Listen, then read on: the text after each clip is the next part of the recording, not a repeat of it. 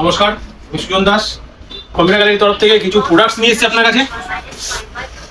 গিগাবাইটের motherboard 450, সাথে রয়েছে রাইজেনের 5500 GT সিরিজ, এর গিগা টার্বো সিরিজ রয়েছে, 6 core 12 thread, 19 MB cache memory রয়েছে, আনলক সিরিজ।